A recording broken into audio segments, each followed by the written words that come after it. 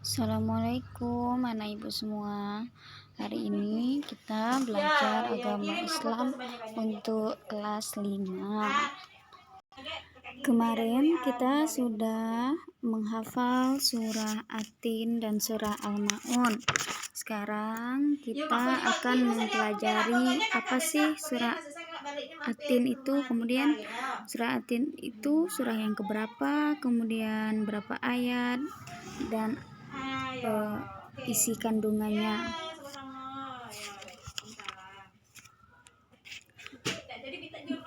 Bab 1, surah At-Tin dan surah Al-Ma'un.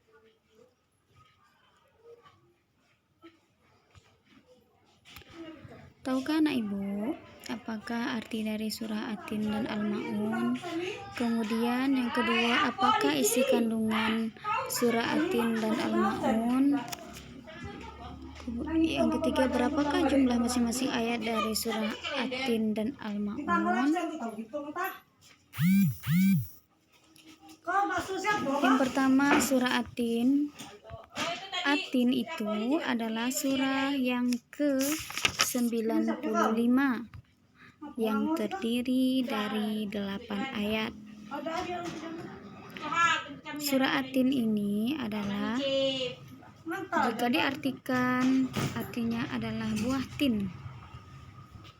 Kemudian surah At-Tin termasuk ke dalam surah Makkiyah.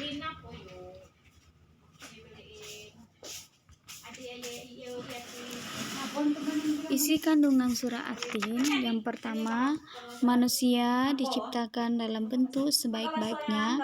Kemudian yang B adalah hal yang menjadi pokok kemuliaan manusia adalah iman dan amalnya.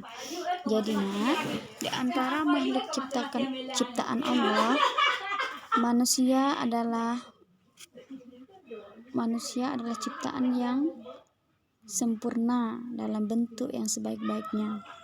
Kemudian di hadapan Allah, manusia itu sama, walaupun kaya, miskin, kemudian pejabat, itu semuanya sama.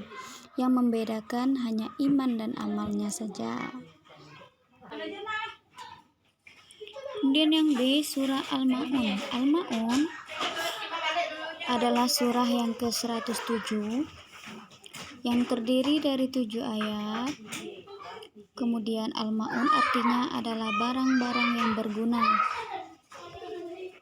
Dan surah Al-Ma'un termasuk ke dalam golongan surah Makkiyah. Isi kandungan surah Al-Ma'un. Surah Al-Ma'un ini menyebutkan ciri-ciri pendusta agama. Yang pertama itu orang yang menghardik anak yatim.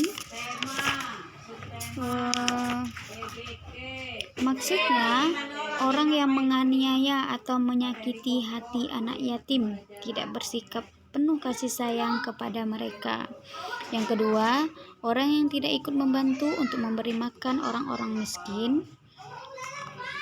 Maksudnya, ayat ini memperingatkan dengan keras orang-orang yang hanya diam melihat keadaan orang-orang yang membutuhkan dan kelaparan di sekitarnya. Walaupun tidak menzalimi mereka secara fisik, tetapi bersikap cuek dan bersikap tidak peduli kepada mereka. Jadi surah Al-Ma'un ini mengandung tentang ciri-ciri pendusta agama yang tadi sudah ibu sebutkan. Kemudian yang C, tolong menolong. Dalam bahasa Arab, ta'awun yang berarti suatu menolong orang lain yang memerlukan pertolongan untuk meringankan beban atau penderitaan mereka. Manfaat tolong menolong yang pertama menimbulkan rasa empati, yang kedua memberikan rasa ketenangan dan manfaat bagi orang lain, yang ketiga meringankan beban orang lain, yang keempat mempererat tali persaudaraan. Itu materi kita hari ini. Mudah-mudahan anak ibu bisa memahaminya. Cukup sekian untuk hari ini. Assalamualaikum.